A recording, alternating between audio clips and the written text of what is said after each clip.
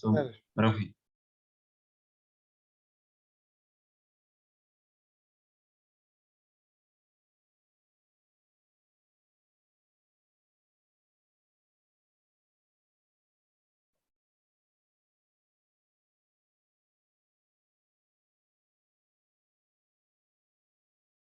تصوروا قداش من واحد يصير كونكتي البروموسيون قداش انتم فيه 200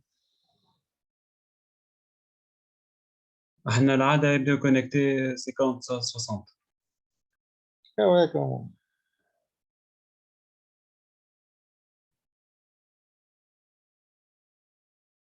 Vous voyez cette diapositive qui illustre comment au XVIIIe siècle on arrive à amputer les gens de façon les étudiants en médecine je pense, hein? Il n'y avait pas d'anesthésie à l'époque. شفت الديابو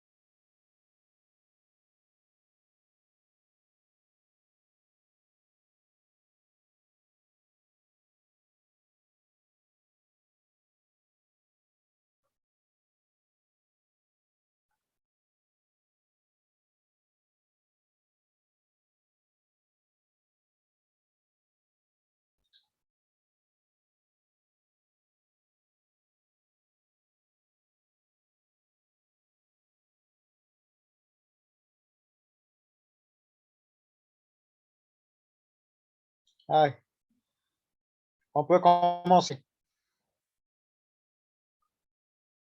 Ceux qui sont connectés peuvent nous répondre. Est-ce qu'on peut commencer?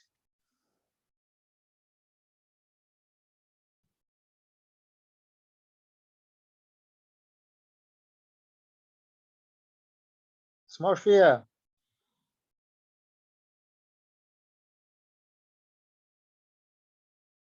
تسمعوا ولا لا؟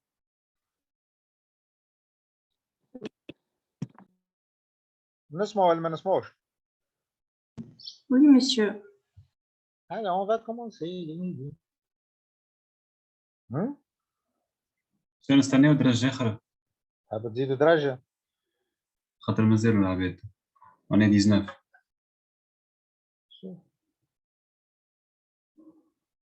عندكم شي des questions à poser à propos de n'importe quoi اللي تحبوا انتم soit en parasitologie soit en dehors de la parasitologie. شنو هي مشاكلكم تو في القراية؟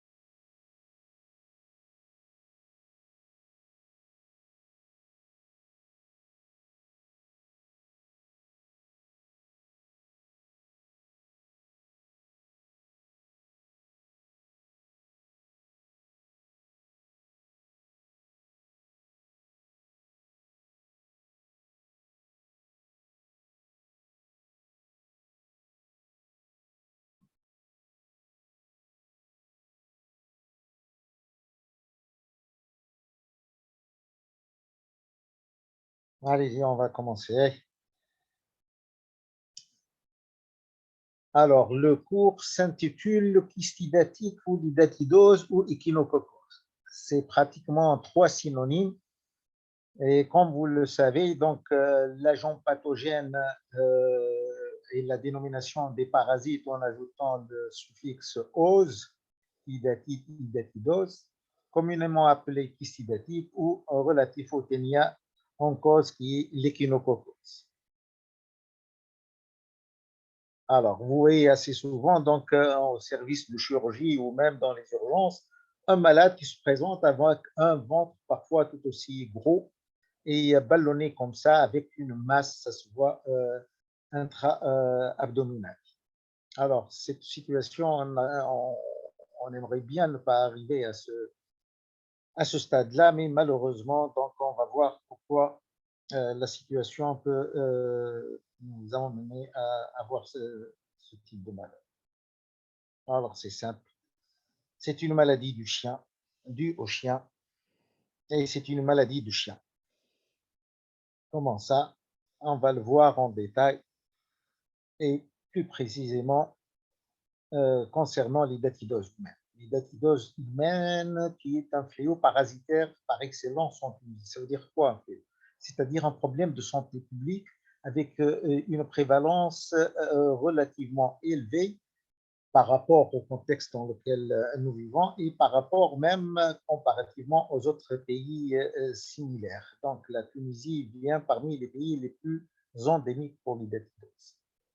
L'hydatidose cause beaucoup de pertes sur le cheptel animal, sur les animaux, parce qu'on va voir que c'est une zoonose, donc c'est une maladie vétérinaire aussi, avec un impact sur la médecine vétérinaire et sur le cheptel animal, d'autant plus, comme vous le savez, c'est une, peut-être vous ne le savez pas, je vais vous le dire, donc le traitement de ce kyste hydatique est un traitement chirurgical, les essais médicamenteux sont relativement succincts et peu probants, et d'où l'importance de la prévention. Donc la prévention, c'est quelque chose de capital dans cette maladie. Elle ne pose pas un problème médical ou un problème chirurgical, beaucoup plus qu'un problème de prévention et de stratégie de santé publique.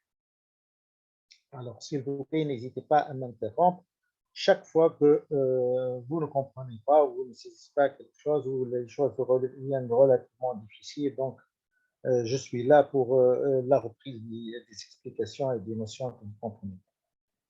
Alors, par définition, c'est une zoonose. Une zoonose, c'est une maladie commune à l'homme et à l'animal. C'est bien. Alors, quelle est la forme parasite? Qu'est-ce qui va parasiter l'homme ou l'animal? Eh bien, la forme parasite, c'est une larve. La larve de quel adulte? La larve d'un adulte qui est un petit ténia du chien qui s'appelle Echinococcus granulosus. Echinococcus granulosus. Donc, voici la définition. L'hydatidose est une zoonose dont la forme parasite qui existe chez les animaux ou chez l'être humain, puisqu'on fait de la médecine humaine et non vétérinaire. D'où vient cette larve? Elle vient d'un ténia, c'est la larve d'un ténia. Le ténia adulte se trouve chez le chien et ce ténia s'appelle Echinococcus granulosus. Le voici. Je vais vous décrire cet Echinococcus à l'état adulte, à l'état de la larve et à l'état de l'œuf, les différents stades par lesquels passe ce ténia. Alors, le ténia adulte, qui s'appelle Echinococcus granulosus, est un petit ténia qui fait 3 à 6 mm de long. C'est un ver plat, aplati, de petite taille, qui comporte une tête qu'on appelle scolex, avec une double couronne de crochets. C'est une tête avec des crochets, et on va voir l'impact de ça, même pour le diagnostic, ces crochets-là. Elle comporte 4 ventouses avec lesquelles elle va se fixer sur la muqueuse de l'intestin grêle du chien. Et puis le segment, le corps, le strobile, il est formé de 3 anneaux seulement.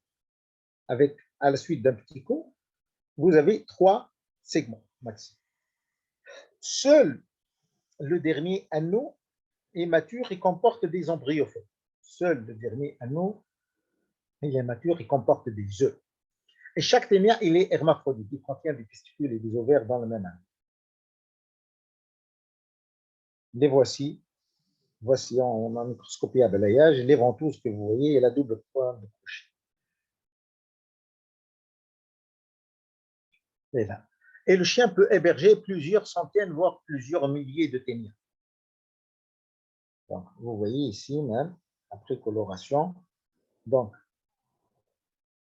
les crochets dans le rostre, la tête, les ventouses, le petit cou, et puis 1, 2, 3 segments, et vous voyez les œufs à l'intérieur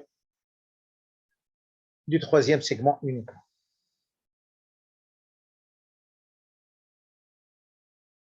Ce troisième segment contient des œufs et des embryopores. Les embryopores, donc, ils ressemblent à un œuf de cyclophilidé, avec comme de tous les téniens, un œuf de couleur noirâtre avec une membrane épaisse et striée qui lui confère une résistance dans le milieu extérieur. Retenez que ces embryopores, ces œufs, sont très résistants dans le milieu extérieur. Ils peuvent supporter, donc, ils sont transportés par le vent, par les mouches, par les blattes, par les courants d'eau, mais ils résistent très peu à la dessiccation, à la chaleur. Donc, elle n'aime pas beaucoup la chaleur. Donc, ces œufs seront transportés dans la nature. Voilà. La troisième forme dans laquelle on trouve le parasite, c'est la larve. C'est ça l'élément parasite. La larve, on va voir son complet développement, par exemple, dans le foie qui est l'organe le plus touché. Alors, comment se forme cette larve? Comment se forme la larve qui s'appelle l'idatide ou kyste idatique? Eh bien, elle se forme à partir d'un petit embryon, qu'on appelle embryon hexaconte, qui existe au niveau de l'embryophore. Je ne sais pas si vous voyez ici, mais c'est parce que très minuscule. C'est cet embryophore que je viens de vous décrire. Il comporte une paroi épaisse, striée, très résistante, qui confère une résistance dans le milieu extérieur. Et à l'intérieur, vous avez un petit embryon. Un embryon qu'on appelle un embryon hexaconte. Hexa veut dire 6, cante veut dire crochet, parce qu'il comporte 6 crochets. Alors, si jamais cet embryon hexaconte se fixe dans un organe, en l'occurrence le foie, il va y avoir un afflux de mononucléaires, de cellules mononucléaires, qui essaient de contenir cet embryon, et puis ils vont fondre ensemble pour former une masse protoplasmique. Et chose capitale, cette larve se constitue en se vacuolisant. Cette masse au niveau du foie, et cette masse protoplasmique va se vacuoliser et va former un petit kyste, une idatide. La larve s'appelle idatide.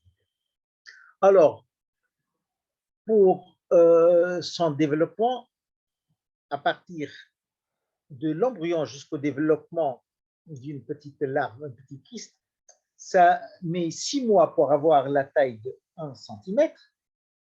Ça va former et ça va mettre 12 mois pour avoir la taille d'une noisette, donc, et pour avoir la taille dont je vous ai montré un petit peu là, dans la première diapositive, cet abdomen qui est ballonné avec un kyste qui fait peut-être 10, 15, 20, 30 cm, ça va demander des années et des années. Donc, le développement de l'idatite est un développement très lent dans le temps.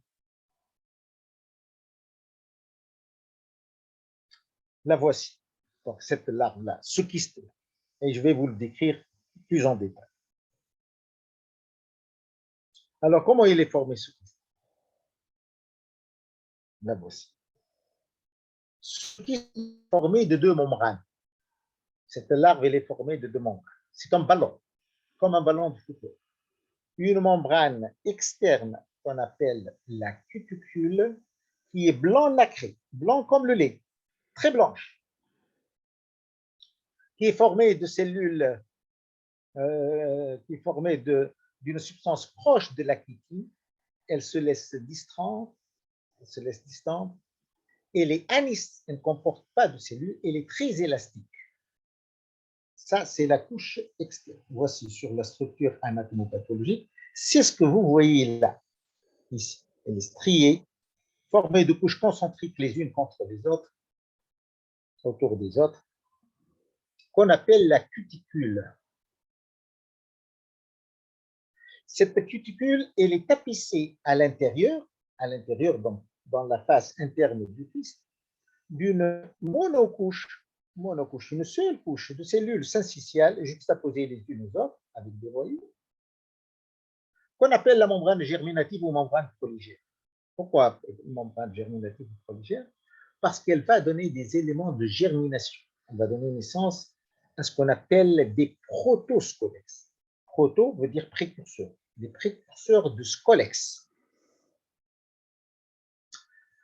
Ces précurseurs peuvent être produits isolément ou bien ils peuvent être regroupés par 3 ou 4 ou plus dans des vésicules qu'on appelle des vésicules prolygères.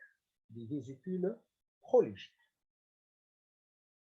Donc, le kyste, il est formé de deux couches. Une couche externe cuticulaire qu'on appelle la cuticule, aniste, sans cellule, et qui est tapissée par une monocouche qu'on appelle la membrane germinative, d'où naissent des protoscolex, soit isolés, soit regroupés par 3 ou 4 couches. Alors, quand ce qui se laisse distant, il va refouler les cellules de l'hôte. Il va les comprimer. Et c'est ce qu'on appelle le périkyste, ce qui enveloppe le kyste. On l'appelle périkyste ou adventice. L'adventice, qui ne fait pas partie du tissu de l'hôte, qui ne fait pas partie comme structure parasitaire, mais qui fait partie des tissus de l'hôte. Cette structure, l'adventice, elle est capitale. C'est là où le chirurgien va inciser pour libérer et extirper le kyste. Voici schéma. Donc, membrane prolygère qui est en noir, d'où se forment des protoscolex avec les ventouses et les crochets, soit isolément, soit dans des vésicules prolygères, et à l'extérieur, cette membrane blanche nacrée qu'on appelle la cuticule.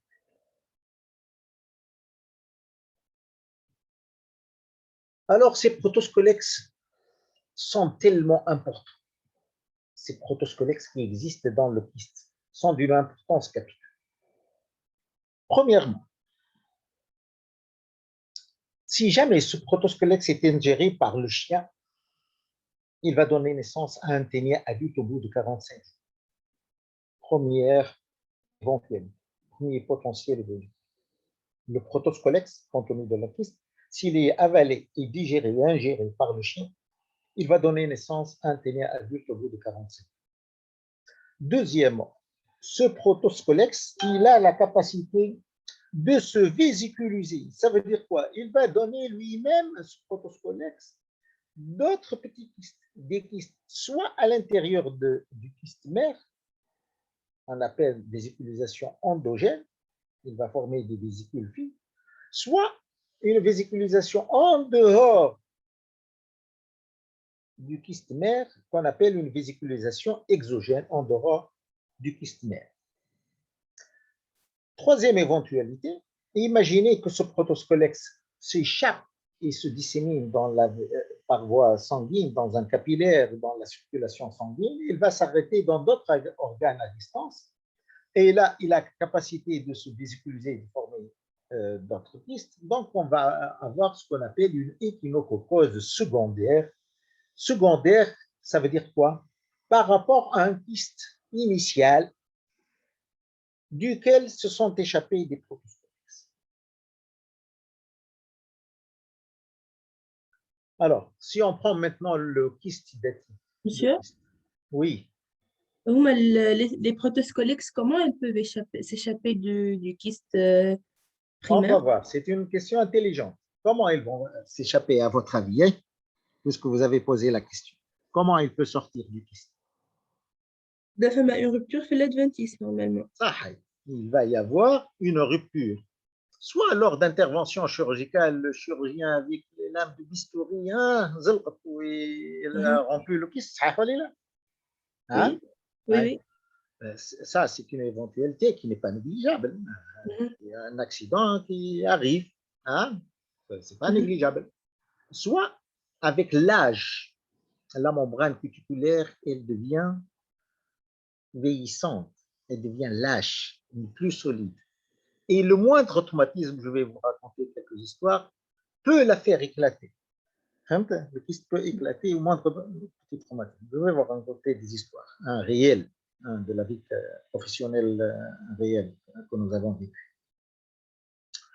C'est bien, n'hésitez pas à m'interrompre, s'il vous plaît, parce que j'ai l'impression de donner des monologues et je n'aime pas cette façon d'enseigner. C'est comme si je récite quelque chose alors qu'il s'agit d'explications. Vous êtes suffisamment intelligent pour comprendre tout seul. Alors, comment on comprend? En posant des questions. On apprend le cours, pas en récitant, mais en posant des questions. N'hésitez pas à poser d'autres questions. Alors, ce qui maintenant, si jamais on va le prendre et on va le déverser, contenu dans un verre rapide, qu'est-ce qu'on va avoir? Ce kyste, il est rempli d'un liquide. Ce liquide, on l'appelle un liquide eau de roche, comme de l'eau. Kyste hydatique. Ça a été décrit même par Hippocrate, qui est avant Jésus-Christ. C'est une maladie très connue depuis l'Antiquité. Et quand on laisse décanter, on va obtenir ce qu'on appelle le sable hydatique. Ce sable hydatique, à votre avis, il est constitué de quoi? Le produit de décantation du kyste, de l'eau. Qu'est-ce qu'on va avoir?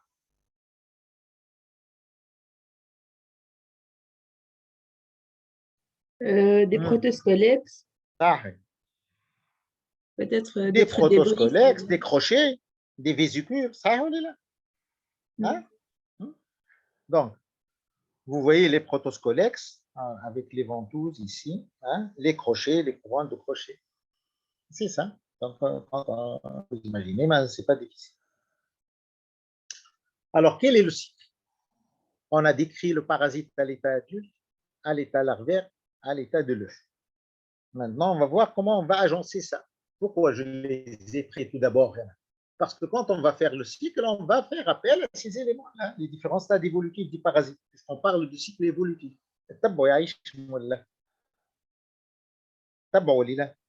Aïe, aïe. Oui, monsieur. Oui. Vous n'êtes pas très nombreux. On fait avec Serge. Je suis habitué à un amphi très plein et des discussions, mais malgré ça, on fait cette année comme on le peut. Alors, l'autre définitif, c'est qui? Le chien. Le chien. Pourquoi? Pourquoi le chien? Pourquoi, par définition, c'est de l'ordre définitif? Parce que c'est lui qui héberge le ténia à l'état adulte, le parasite à l'état adulte. Alors, le chien, je vous ai dit qu'il peut héberger plusieurs centaines, voire plusieurs milliers de ténias. J'ai pas mal de résidents dans le service, ils sont 15. J'ai 15 résidents dans le service et elles sont toutes, mouches toutes. Elle a un chat, elle a un chien.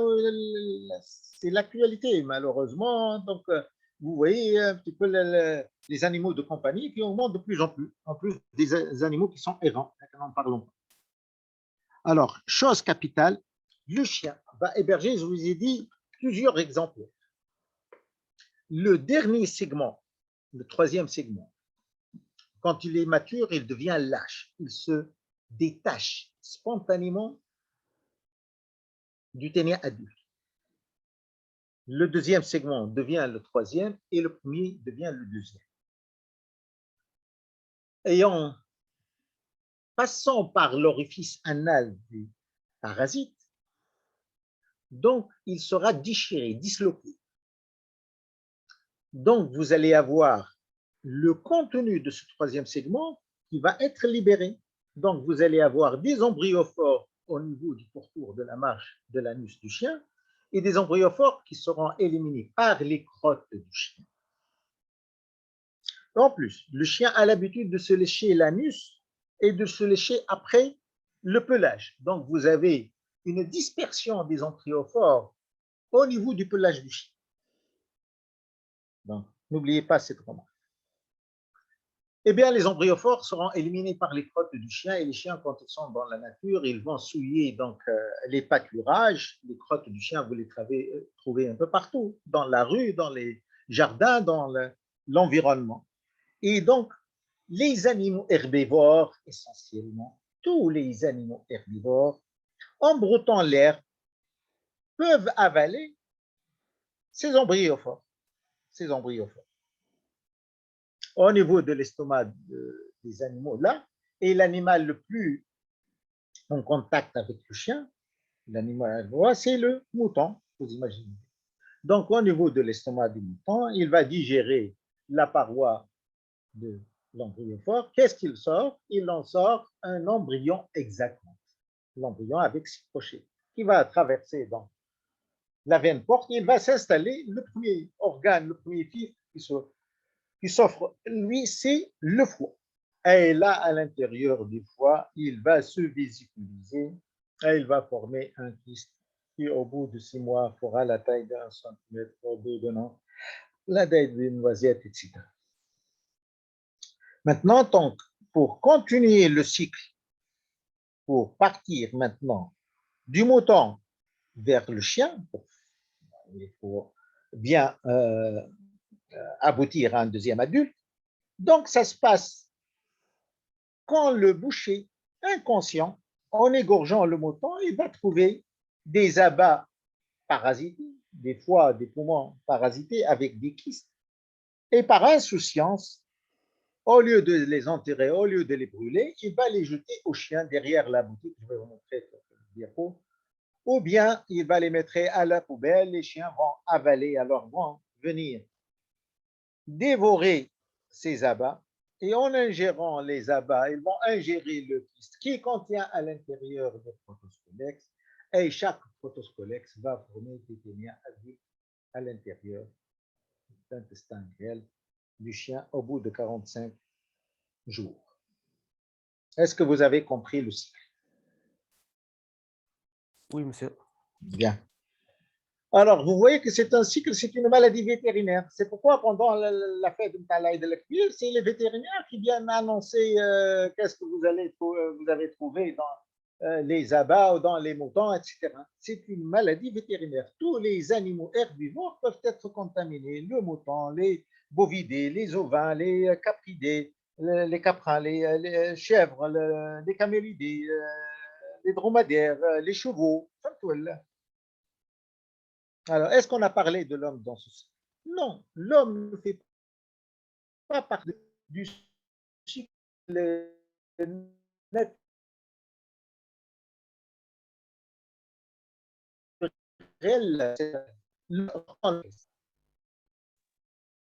Monsieur, vous avez un problème avec votre micro. الميكرو زعما Oui, il est distordu.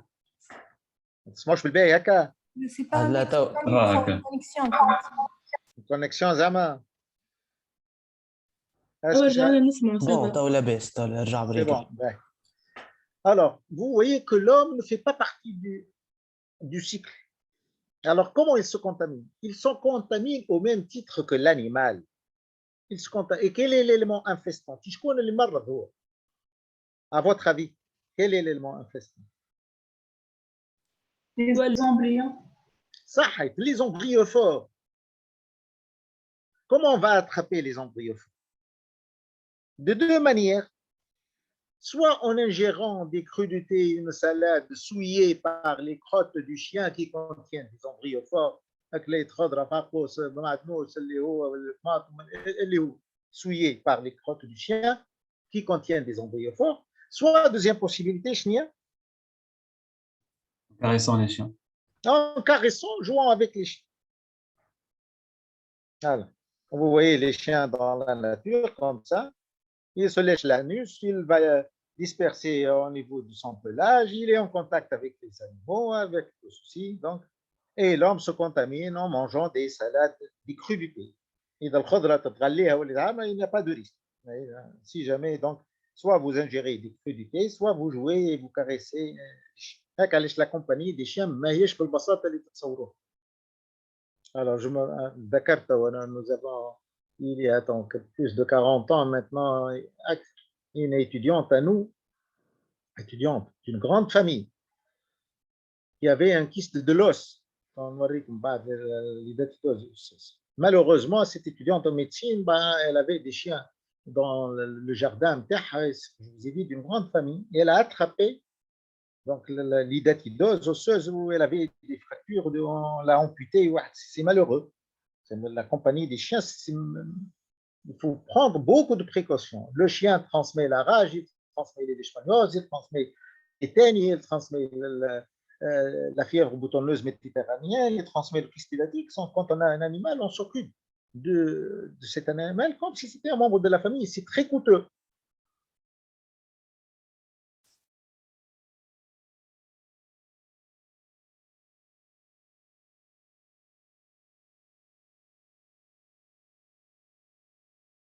Alors, vous voyez ce paysage pastoral, l'élevage, là où il y a les animaux, et on dit que le kyste hydatique suit le mouton comme son ombre. Oui, mais ça élevage, oui, mais ça des kyste hydatique. Ça des chiens à côté. Monsieur, Oui. on ne peut pas attraper cette ténia en ingérant la viande d'un mouton qui lui-même a c'est une question. les... Vous avez attiré sur une erreur à ne pas commettre. تخيل فما شي واحد يلقى كيس في الكبده وماشي ياكله يراه كيما هكا ما تصيرش هكا ولا لا ثانيا peut-être que c'est pas macroscopique, peut-être que c'est microscopique. نحكي لكم على les modalités تاع الcontamination. D'autre part, شنو l'élément infestant ou comment il s'infeste? Le sujet, il s'infeste par l'embryon hexacanthe qui est contenu dans l'embryophore. Qui va développer le kyste. C'est l'élément initiateur du kyste. C'est l'embryon hexacanthe. ديما نرد بنا الكيست الاخر ماشي تاكلوا ماشي تاكلوا ني باش مشوي ماشي تاكلوا كاسكو vous allez digérer la membrane cuticulaire la membrane وبعد ils seront digérés. فهمنا ولا لا؟ Oui.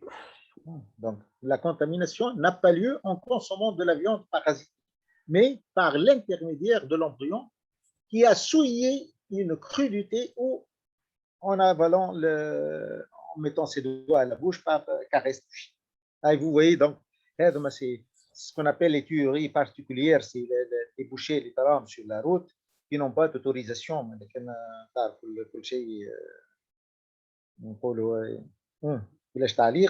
Donc, chaque fois qu'ils vont égorger le mouton, quand ils vont, il ne peut pas y avoir une consommation d'aliments sans contrôle vétérinaire. Mais dans tous les pays civilisés du monde, c'est comme ça. Est-ce qu'elle est contrôlée? Est-ce qu'elle a la tuberculose? Est-ce qu'elle a ceci? Est-ce qu'elle a la brucellose?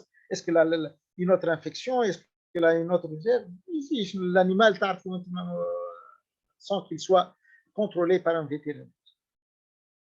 Et vous voyez, quand il va abattre les moutons, il va laisser les carcasses derrière la boutique et les chiens viennent dévorer un peu une alimentation. Alors, répartition géographique, là où il y a de l'élevage dans tous les continents de l'Asie, de l'Afrique, du continent américain, de l'Australie, l'Australie était un pays très endémique. Vous avez donc l'idatidose qui est fréquente. Alors, en Tunisie, ça fait 30 ans, vous avez une incidence sur 100 000 interventions chirurgicales, vous avez 15 pour kyste hydatique. 1200 interventions par an pour l'hydatidose, avec une prévalence en fonction des régions. Dans les régions d'élevage, c'est normal, c'est un peu plus élevé. Donc, c'est une incidence qui reste relativement élevée. Alors, je vais vous donner quelques éléments d'épidémiologie. Alors, l'idatidose humaine, si on prend la population tunisienne, on va trouver que 1,5 à 4% sont atteints de kyste hydatique. On a fait par la prévalence, par la sérologie et l'échographie systématique. Je connais un kyste à 3-4 cm au niveau du foie. Il y a les zones, les milieux ruraux, là où il y a un élevage, là ils sont en contact avec les animaux, avec les chiens. Hein? Donc, l'idatidose humaine, elle est évaluée à 1 à 4% de la population tunisienne. L'idatidose canine, l'échinococcose canine, chez les chiens, si vous avez le 5e des chiens qui en moyenne sont positifs, sont porteurs de Ténia Echinococcus granulosus. C'est beaucoup. Il y a un risque qu'il me transmette ça. Si jamais je le rencontre dans la rue, ou je passe chez un ami, ou je caresse son chien. Alors, dans certaines populations rurales et dans certains milieux ruraux, vous avez 60% des chiens, les 2/3 pratiquement qui sont touchés. Comme je suis allé chez une endémicité, c'est pas normal. Ça dure depuis des années. Il y a l'agrégation à l'Ahma, médecin vétérinaire. J'étais invité pour lui passer le concours. Elle a fait l'étude.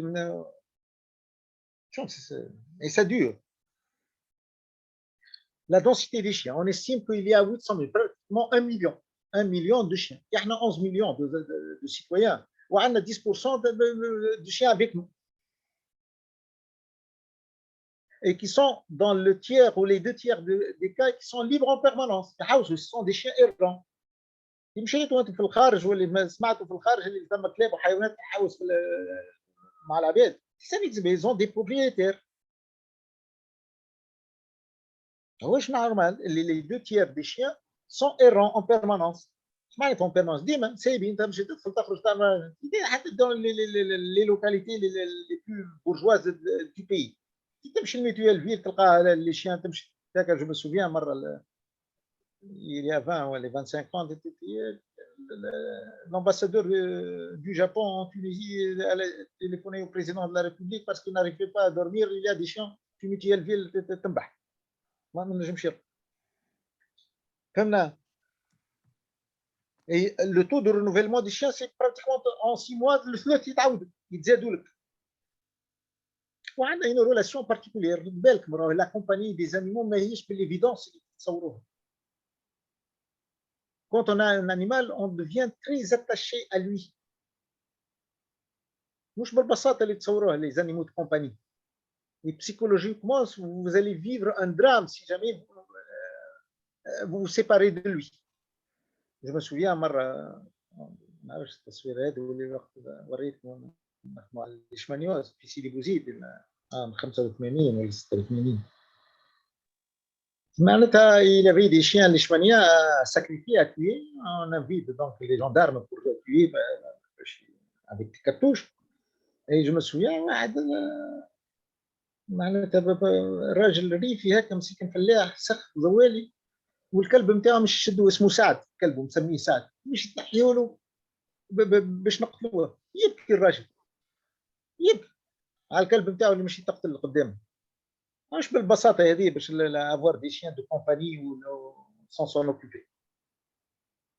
Alors, concernant les autres intermédiaires maintenant, vous voyez un petit peu la prévalence en différentes des catégories d'animaux. Les brebis sont très touchées. Prévalence parfois dans certaines régions, plus de 80% des brebis qui sont touchées. Parce que les brebis sont gardées et vivent plus longtemps pour la reproduction. Les bouvases dans 40%, 14%. Les équidés, les chevaux, 12%, les caprins, 3%, les camélidés, 7,5%. Vous avez une population animale qui est touchée et que ça retentit sur la production, sur le lait, sur l'alimentation interne, sur la viande interne, sur tout. Alors maintenant, on aborde le côté clinique. Docteur? Oui. Et pour les chats? Là. Donc, les chats, c'est d'autres espèces. وقلتها لكم أنا في الدوزيام année كان انتبهت قرينا tout ce qui est fondamental. L'Echinococcus a une spécificité pratiquement stricte pour l'ordre définitif. Il n'y a que les canidés, les chiens, le chacal peut-être, qui va héberger le Ténia Echinococcus. Les autres animaux, non. أيوة question d'examen هذه. مش تلاحظوا هوني انتم. مش تلاحظوا.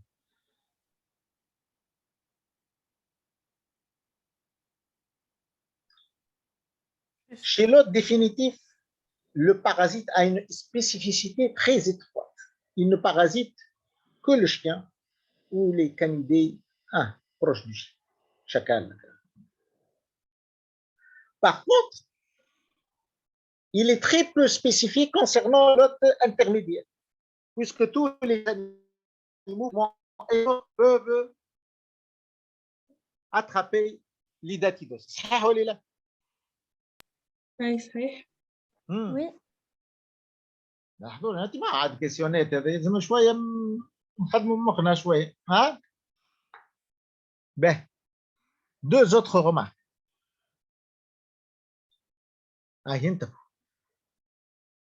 à partir d'un seul embryon hexaconte اللي قلت لك غادي تفهموا الفينومين ولا Oui. تبعوا ولا لا تبعوا ولا لا انتم أيوة. 20 على الاقل نخدم بال20 اللي نحاول ها إحنا 59. 59 ما يصيرش هاي 59 مش خايب à partir d'un seul embryon hexaconte que nous avons ingéré ou que l'animal a ingéré. Nous avons un phénomène de polyembryonie. Nous avons formé plusieurs protoscolex potentiels à l'intérieur du kyste. Plusieurs embryons se sont développés, plusieurs protoscolex, qui vont augmenter les chances de poursuivre le cycle. تخيل si jamais il a un embryon hexaconte, il n'y a qu'un seul protoscolex. Quelle est la probabilité pour qu'il soit attrapé par le chien pour qu'il va donner naissance à un tel adulte? Elle est minime. صحيح ولا لا؟ Oui. Oui. Le phénomène de polyembryonie. À partir d'un seul embryon clinaire, نخرجوا plusieurs. Regardez le parasite, comment il va se pérenniser depuis l'Antiquité. Sinon, la probabilité ما فهمش. باش الشيان يلقى في الكيست وياكل القرشه هيك اللي فيها البروتوسكوليكس ما تصير. Donc il va avoir une probabilité. Vous allez des centaines de protoscolex qui vont se faire. Troisième remarque. Qu'est-ce que vous remarquez dans le cycle? Que l'homme est un hôte accidentel qui ne fait pas partie du cycle naturel. Qui accidentellement على غالب كلام خضره مع السلاطه جات زلقت فيها امبريوفور ولا عنده كلب وما تلاش بيه ولا مشى الى كاريسي اكسيدونتيلمون مشى لقى كلب في الشارع ولا جاب له خصاب حليل ولا جا يشرب عليه هيك فهمنا ولا لا؟ accidentellement l'homme dans ce cycle, il est accidentel. Autre remarque capitale, et est-ce que l'homme peut continuer le cycle? Est-ce qu'il peut continuer le cycle? Est-ce qu'à partir de l'homme, on peut continuer? Pourquoi? Non. Oui, pourquoi? Parce qu'un homme enterré, un homme décédé, il est enterré. On ne laisse jamais un cadavre à la portée des chiens. Hein? Donc, l'homme est un hôte accidentel, est une impasse parasitique. On ne peut pas continuer le cycle à partir de l'homme, sauf dans certaines tribus du Kenya où les hommes ne seront pas enterrés et il y a une reprise du cycle, mais c'est quelque chose d'exceptionnel. Maintenant, sur le plan clinique, ce qui vous intéresse, c'est une maladie chirurgie. Ce n'est pas une maladie qui est chirurgicale, c'est le côté, il ne m'a pas chirurgie. C'est pour la médecine générale, c'est la culture. Pour éviter pour un problème de prévention. Tout le monde doit connaître cette maladie. Même pas de la chirurgie, c'est le côté technique. Ça demande un problème de prévention. Quand on ne fait rien du tout. Alors, sur le plan clinique, en tant que médecin, vous devez connaître, comme moi, quelles sont les lésions qui sont provoquées, quelles sont les complications, quels sont le traitement, mais c'est normal. Et on va axer aussi sur les éléments de prévention. On ne veut pas. Il y a deux visions de la médecine. Soit une vision curative, ou une vision préventive. Nous en bonne santé le plus longtemps possible. La prévention. Mais là, on a fait vaccination, on a fait بعد واحد يطم malade. لما تعرف فيها يا يجي يتعدى فيها يا يجي يعتق. فهمنا ولا لا؟ Tu pour un kystidatique. يا تنقل لكم je vais vous montrer des cas où c'est inopérable. Où il meurt بالkystidatique pour une maladie de chien qui meurt. L'hydatidos hépatique. On va prendre comme exemple la forme allège. C'est l'hydatidos, la localisation la plus fréquente. C'est le premier filtre se montre et qui s'offre à l'embryon exactement. Elle représente la moitié ou les 2/3 des cas et qui a une latence clinique longue. Ça, pour rattraper un kyste péchouel de 10-15 cm, ça demande des années, vous comprenez. Et en l'absence de complications, quand il n'y a pas de complications, c'est une hépatomégalie isolée, un gros foie isolé, sans circulation collatérale, sans fièvre, sans rien du tout, sans douleur. Et là, il faut s'abstenir de faire une ponction.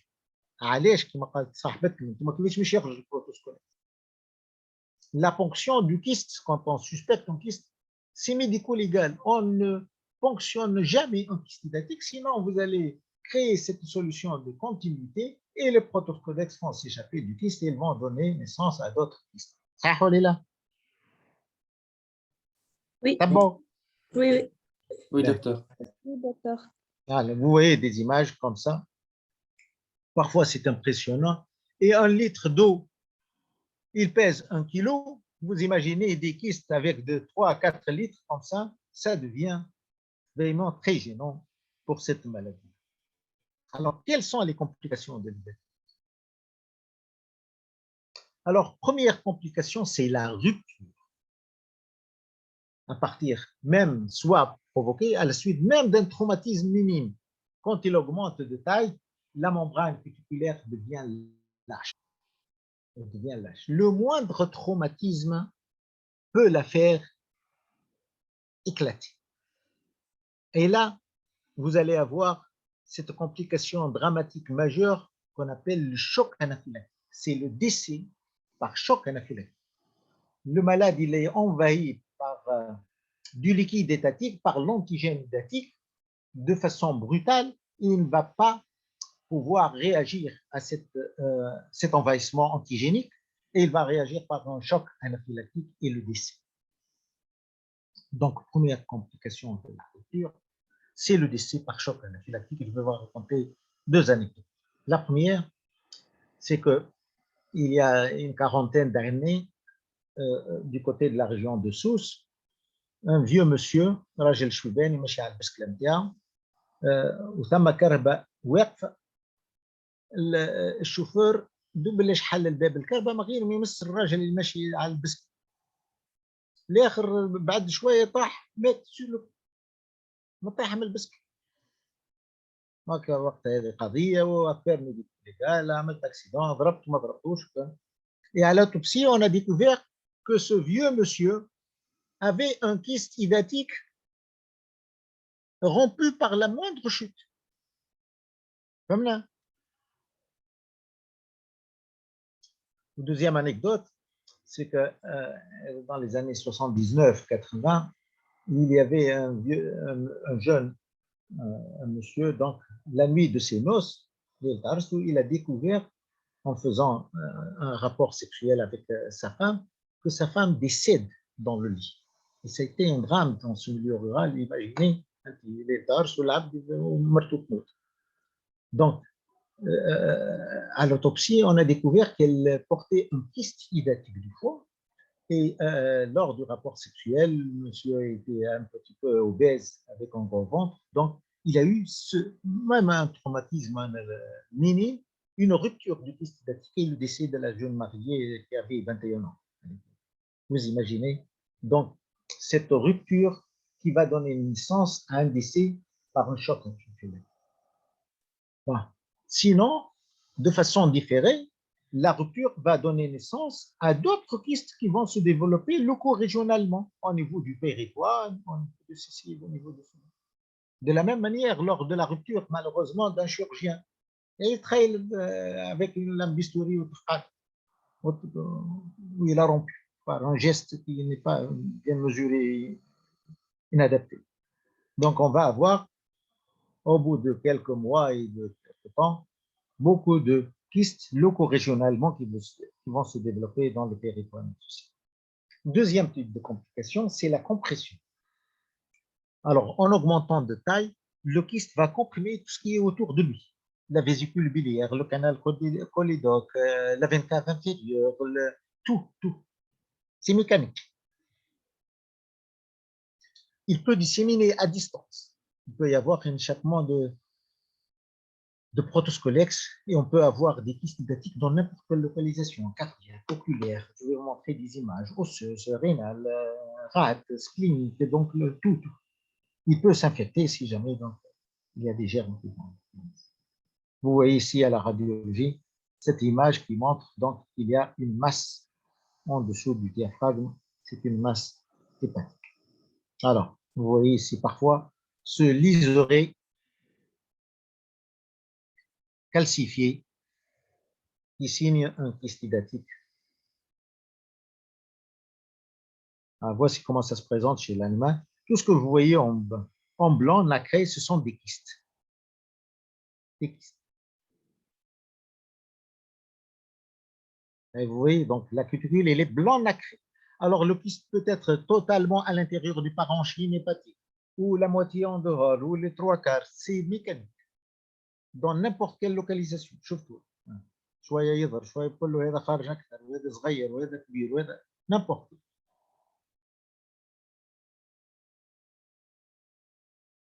Alors, quand on rentre, qu'est-ce que vous voyez ici? Ce sont des vésicules prolygères, les vésicules filles. Hein? Je قلت لكم أنا les protoscolex peuvent se vésiculiser. يخرج.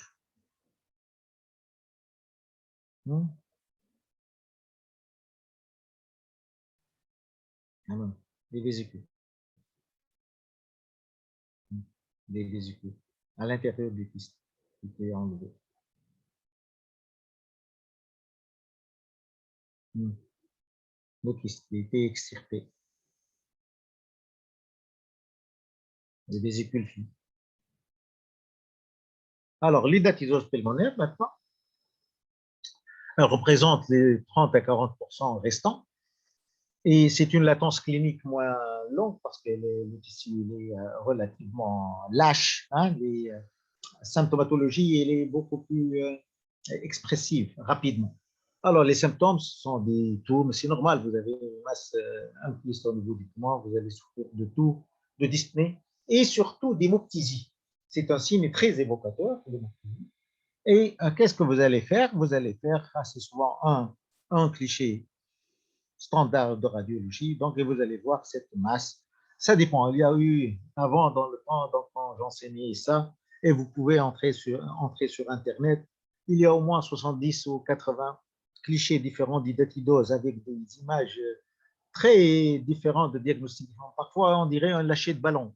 Hein, une métastase pulmonaire, on a des kystes hydatiques, parfois des kystes très grands, parfois beaucoup plus petits. Vous voyez ici un kyste avec même, on voit les membranes intérieures. La même chose.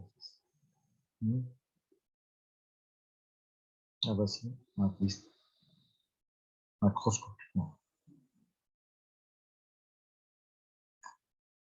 Alors, les complications.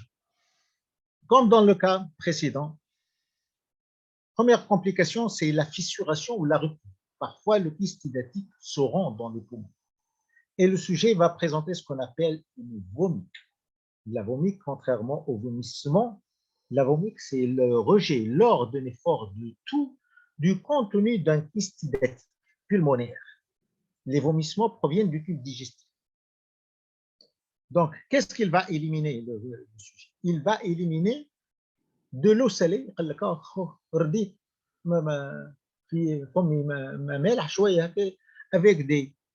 ce qu'on appelle des peaux, des vésicules prolygères, les vésicules filles, qui ressemblent à des peaux, comme du raisin sucé, et alors, chose capitale aussi, le kyste hydatique pulmonaire peut se compliquer par des compressions, des atelectasies, on va les voir. Il peut s'infecter. C'est exactement comme la localisation hépatique. Alors, les autres localisations. Retenez que le kyste hydatique peut se développer dans n'importe quel organe. C'est mécanique. Le protoscolex, quand il se balade dans un vaisseau sanguin, là où son diamètre devient plus grand que le capillaire, il s'arrête et il va se vésiculiser au niveau du rein, de la rate, de l'os, du diaphragme, du muscle, de la peau. Et dans l'os, il n'y a pas d'adventice. Pourquoi il n'y a pas d'adventice? Parce que l'os est un tissu compact. Donc, ce qui va donner un développement anarchique. Un développement anarchique, c'est-à-dire que le kyste, il augmente, il se rompt, et ça va donner naissance à des fractures pathologiques de pronostic très défavorable, parce que le seul traitement, c'est l'amputation. Comment vous allez faire? Je vais vous montrer quelques images. Vous avez ici un kyste de l'œil. Vous voyez cette image-là? On l'a éliminé, le kyste au niveau de l'œil. De l'œil d'Israël. Elle avait 5 ans. Tu vois, hein? Un kyste au niveau de l'œil. La même chose était dans la bibliographie, kyste datique au niveau de l'œil.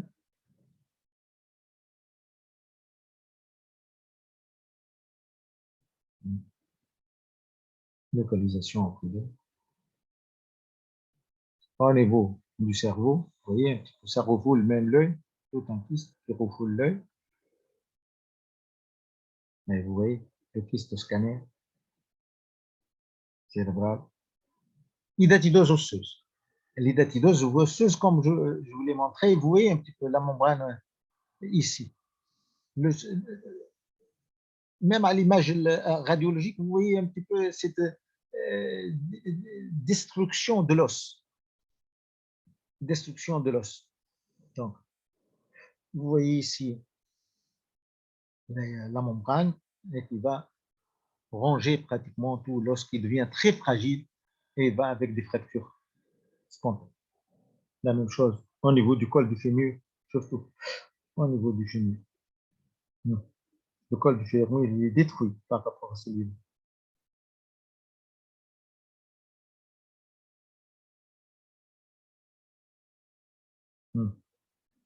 Comment il va se comporter? Pour une maladie du chien, on arrive à être amputé d'un membre. Comme ça.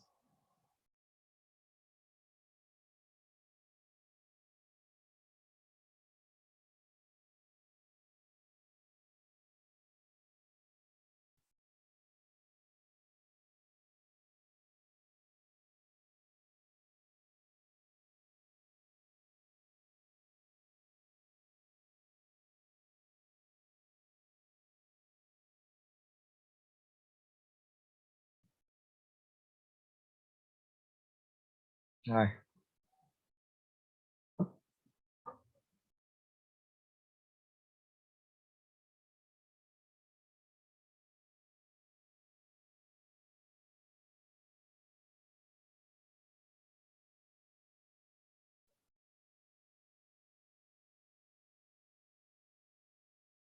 Ben, le rouge à lèvres, il a des qualités différentes. Il peut contenir du plomb, du cobalt, barche.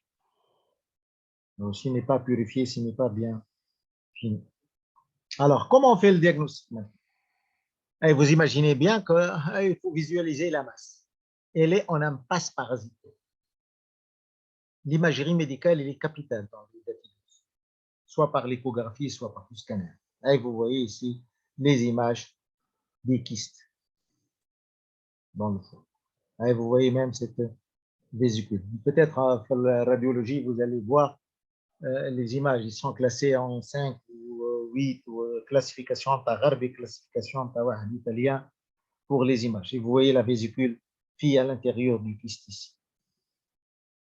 Le scanner, il va montrer une masse, hein, donc, par l'échographie, une masse anéchogène. Et au scanner, donc, on peut voir la taille. Ici, vous avez le scanner d'une petite fille de 3 ans. Elle avait dans toutes les coupes des kystes hydatiques, au niveau du poumon, au niveau du cerveau, au niveau du foie. Toutes les coupes. Vous allez voir des kystes. Vous avez des kystes bilobés avec 2. Alors, les images radiologiques sont très nombreuses. Je fais abstraction de ça. Bon, classé. Des kystes cassés. Alors, est-ce que le diagnostic parasitologique est possible? Est-ce qu'on peut voir le parasite? Non. Le parasite, il est en impasse parasitaire. Il est coincé. Quand est-ce qu'on peut voir le parasite? Dans 2 circonstances.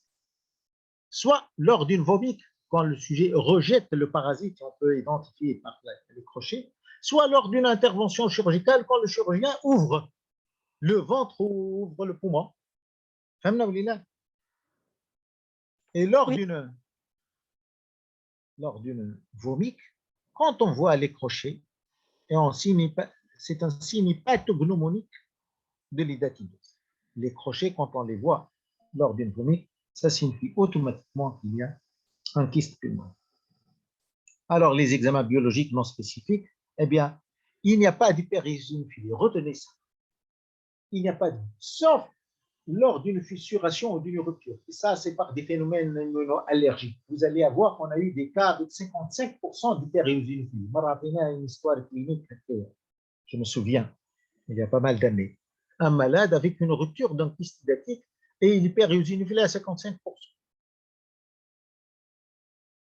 Alors, comment on fait le diagnostic? C'est par des voies indirectes. On cherche la sérologie, les anticorps, puisque le parasite il est coincé. Toutes les techniques immunologiques existent, l'immunoestergote, l'ELISA, l'hémagglutination, l'électrosimilase, les techniques de précipitation. Vous allez voir des arcs qui se raccordent à celui du témoin, qui montre que le sujet a le kyste hydatique par rapport au sujet témoin.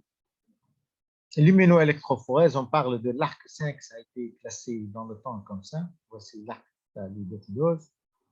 L'ELISA, l'hémagglutination, l'immunoesterblot avec la bande de 7 ou 16 kilodaltone en fonction des techniques. Alors, quel est l'intérêt de la sérologie? Pourquoi on fait la sérologie? Eh bien, on remarque, juste après avoir posé le diagnostic, qu'un sujet est positif, on remarque juste après l'intervention, quelques jours, 1-2 semaines après, on va avoir une petite ascension des anticorps, une petite ascension du taux des anticorps. Pourquoi, à votre avis? Pourquoi, à votre avis, il y a une petite ascension du taux des anticorps? Peut-être lors de l'acte chirurgical, il y a... lors de l'acte,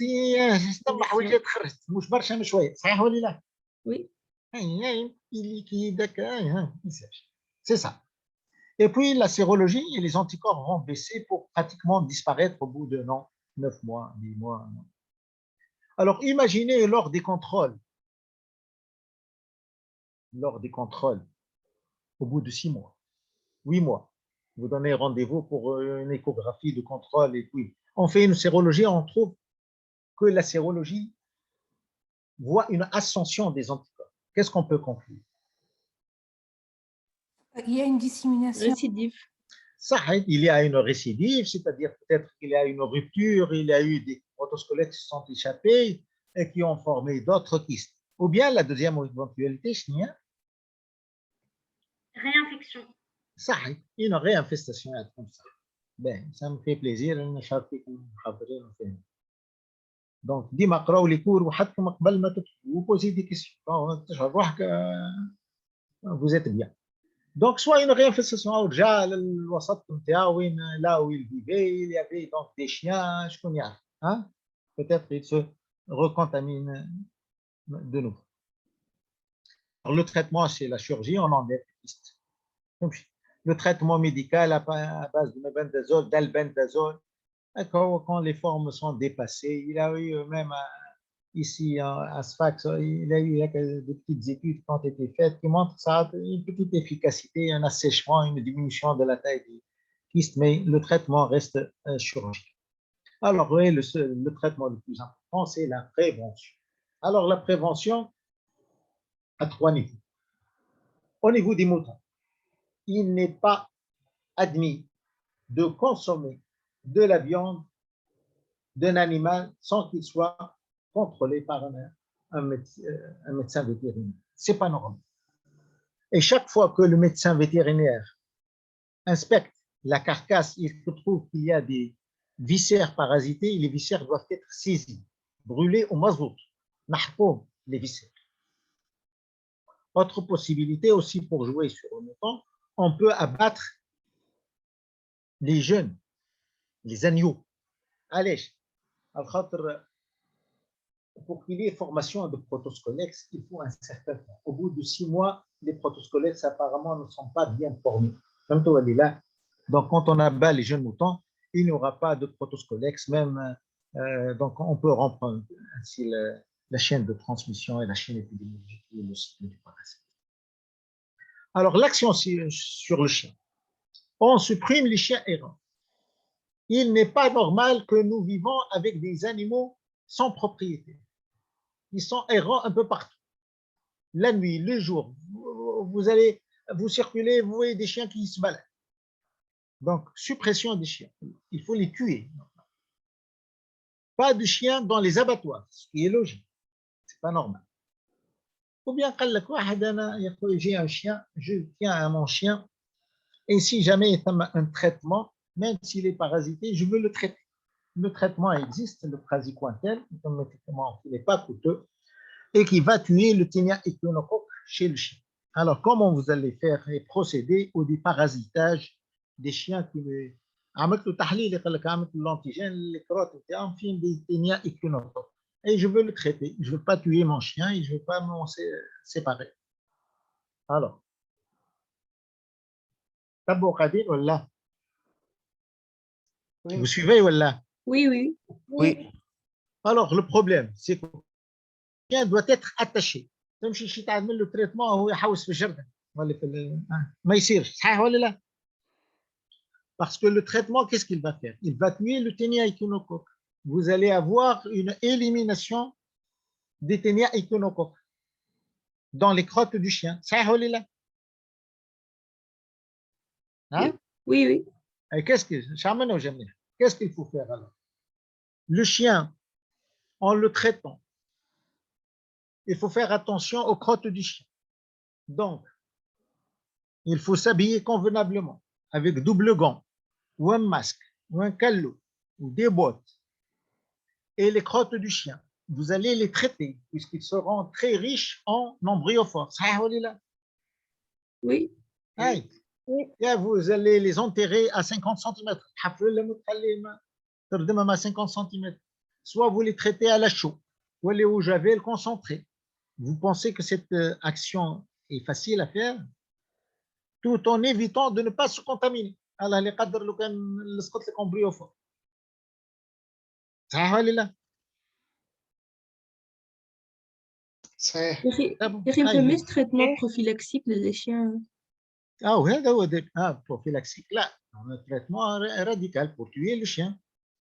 Pour éliminer باش تنظف له par exemple quelqu'un عنده un chien البارازيت كان quelqu'un عنده un chien ما يحبش يستنى حتى لين il attrape le parasite. ما تنجمش تعرف il faut تعمل له الانتيجين نتاعو تعمل له الاكزامان دي بروت نتاعو pour voir est-ce qu'il est contaminé ولا لا. D'accord. لازم تعرفوا بارازيتي ولا فهمنا l'action ما هيش facile. Oui.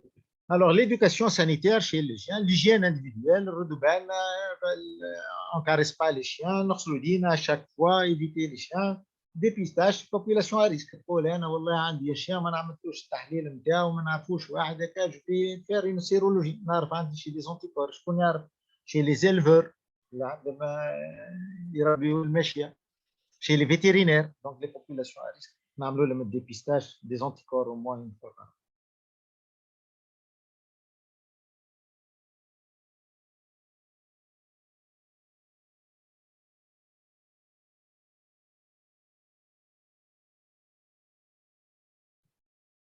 هاي ثم توا une autre pathologie عايشمة هذا الكيستيتاتيف باش نزيدكم الدرج ولا درجين pour une pathologie qu'on appelle l'échinococose alvéolaire. تبعوا فيها ولا لا؟ C'est la même chose. C'est une maladie beaucoup plus grave, beaucoup plus dangereuse. Donc, alors, c'est la même chose que tout à l'heure, sauf que l'autre définitif, c'est le renard.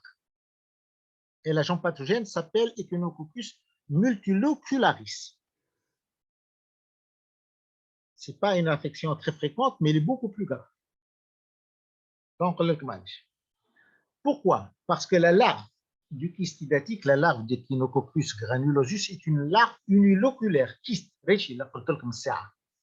الكيس يدور كيما الكرة. هونية لا، لا ممبران هيك هي كيتيكولير ولا ممبران بوليجير إلي ديسكونتينيو، ما هيش مدورة، إلي ديشيكتي كوم سا دون لو فوا، ولا تنقب بالفوا. فهمنا؟ تفهموا فيها ولا لا؟ Oui. Oui. فهمتوا شنو هو الفرق؟ دون ليكينوكوكوز انتبهوا على خاطر شكون يعرف.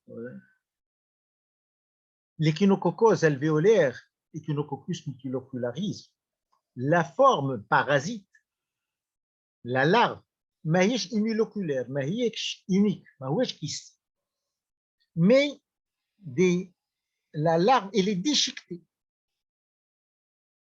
طريف على اليمين وطريف لوطه طريف على اليسار كيفية كي تنبات من منقوبه يعش النحل. فهمنا ولا لا؟ تفهموا ولا لا؟ Oui. Alors, le cycle du parasite, le définitif, c'est le renard. Le renard, il a l'échinococcus multilocularis presque نفس المورphologie نتاع الاخر. Le troisième segment, مش يخرج il va suyer. Qu'est-ce qu'il va suyer? Il va suyer ce qu'il y a dans la forêt. ما فماش pâturage. Le renard ما يعيش تحتنا. pas un animal domestique كيما le chien. Donc, il va suyer. اللي عندك غاديك dans la forêt. Ils sont repris par quoi? Par les rongeurs. L'autre intermédiaire, ce sont essentiellement les rongeurs sauvages qui vivent dans la forêt. Et le renard se contamine en ingérant ces rongeurs qui ont ingéré les embryophares, qui vont développer au niveau de leur foie, les rongeurs, la larve multiloculaire. Et l'homme est un hôte accidentel. Qui va se contaminer? L'homme se contamine en ingérant des fruits exotiques اللي في الغابة كما الفramboise كما الgroseille كما الواحد qui sont peut-être contaminés par les embryophares du Echinococcus multilocularis. Principal hôte se contamine par. Alors موجود en Europe برشا عندهم برشا دي فوري هادو لي رونار en Europe de l'Est في فرنسا موجود. فهمتوا ولا؟ Il y a eu une baisse des cas والعباد ديما ريسك ينبهوهم de l'éducation. الدياغنوستيك الريش اللي هونية شفتوا هذوما دي بتيكس ديسبيرسي دي بتيك ليزيون دي بتيك ليزيون الانابات هونية ديشيكتي كل طرف في شيرة كل طرف في شيرة حتى الايكوغرافي هذا كيفاش باش تعمل تريتمون؟ باش تنحلوا الكبده نتاعو كامله صحيح ولا لا؟ الى اخر قلت خلي كيست واذا جاء في بقعه ايزولي الريست دي فوا يفيبرا نورمالمون. هذه كومون فوزالي صحيح ولا لا؟ مشكل هيك علاش قريت لكم باسكو سيتي اون مالادي غراف. La prophylaxie, l'éducation de la population, des parasitages des renards, des chiens, pas de manipulation depuis ساعات اللي يمشي يصطادوا يلقاو دي chiens des renards ويهزوهم صيادة. فهمتوا ولا؟ يهز الديبوي نتاعهم والفورير نتاعهم ممكن يصيروا كونتاميني. Ne pas consommer des fruits ou des salades sauvages en zone endémique urbaine. نمشيو ساعات واحد غير ما يشعر يهز هكا من الفوري شويه كالكو فروي اكزوتيك ولا دي سالاد. داكوردو؟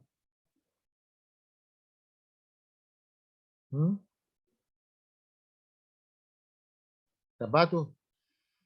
Oui, monsieur. Oui. C'est bon? C'est bon. D'accord. Oui. Merci. Merci, docteur. Merci, docteur. Merci, docteur.